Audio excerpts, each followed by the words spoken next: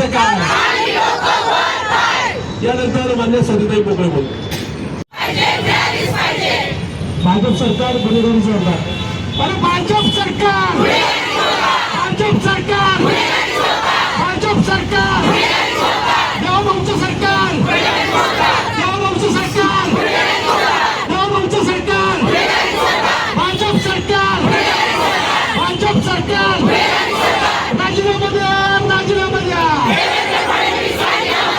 राजीनामा द्या, राजीनामा द्या, राजीनामा द्या, राजीनामा द्या, महिलांना सुरक्षा मिळालीच पाहिजे, महिलांना सुरक्षा मिळालीच पाहिजे, गुन्हेगारी थांबलीच पाहिजे, थांबलीच पाहिजे, गुन्हेगारी थांबलीच पाहिजे, थांबलीच पाहिजे, भाजप सरकार, भाजप सरकार, भाजप सरकार, देवेंद्र फडणवीस, महिलांना सुरक्षा मिळालीच पाहिजे, महिलांना सुरक्षा मिळालीच पाहिजे. ओके ओके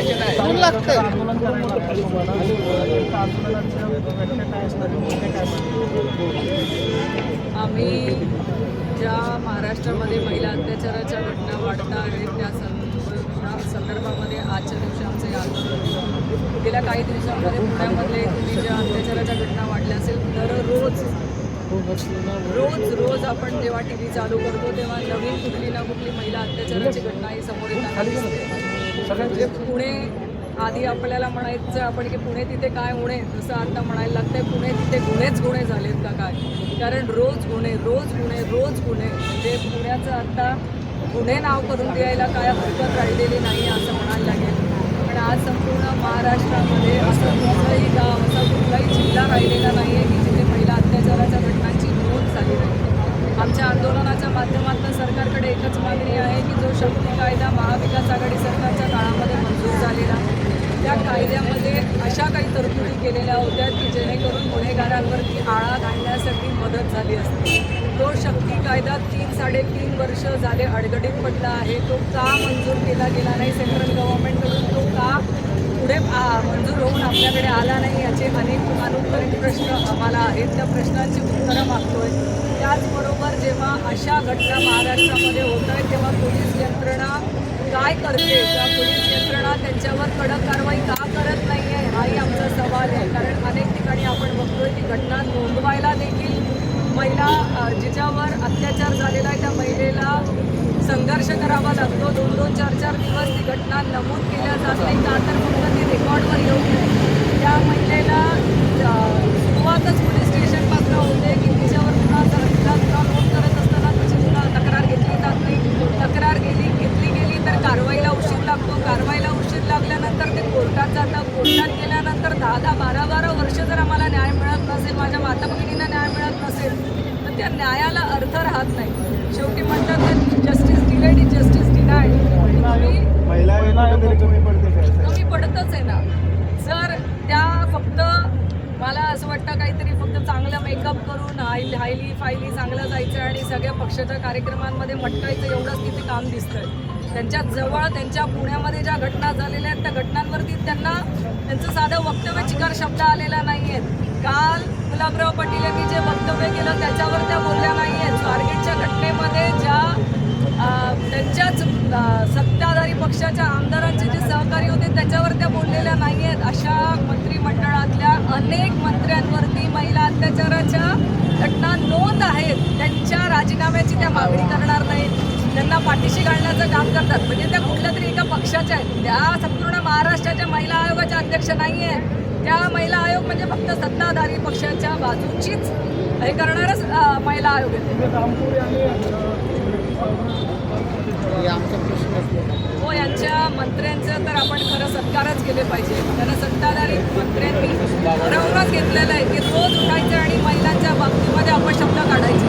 किंवा ज्यांचे जे कार्यकर्ते असतात ते स्वतः महिला अत्याचाराच्या घटना करतायत असं समोर येत आहे. जे गुलाबराव पाटील यांनी जे काल वक्तव्य केलेलं आहे त्याचा मी निषेध करते की त्यांनी त्यांच्या जबाबदारीतून मुक्त झाल्यासारखं वक्तव्य केलं आहे की आता महिलांनी त्यांच्या पर्समध्ये रांगोळी चाकू ठेवा, मिरचीची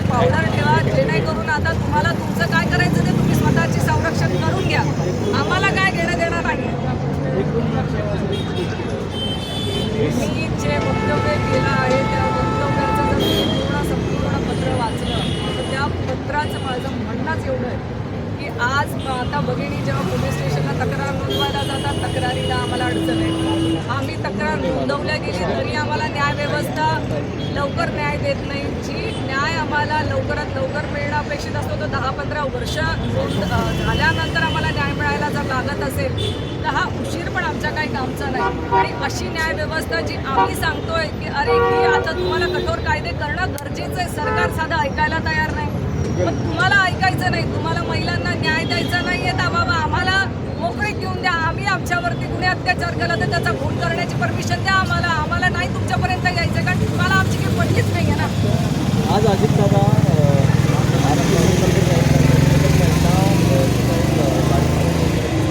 वेगवेगळ्या तक्रारी येत आहेत, काही ठिकाणी त्यांची नावं काढली जात आहेत. काय वाटतं महिला म्हणजे याच्यात काही जर आपण बघितलं असेल की विधानसभेची जी निवडणूक झाली त्या निवडणुकीमध्ये लाडक्या बहिणीच्या मतं मिळवण्यासाठी त्यांना वेगवेगळ्या तऱ्हेने प्रलोभनं देण्यात आली. 1500 रुपये आम्ही तुम्हाला आता देतोय, भविष्यामध्ये लगेच तुम्हाला आम्ही 2100 रुपये करून देऊ.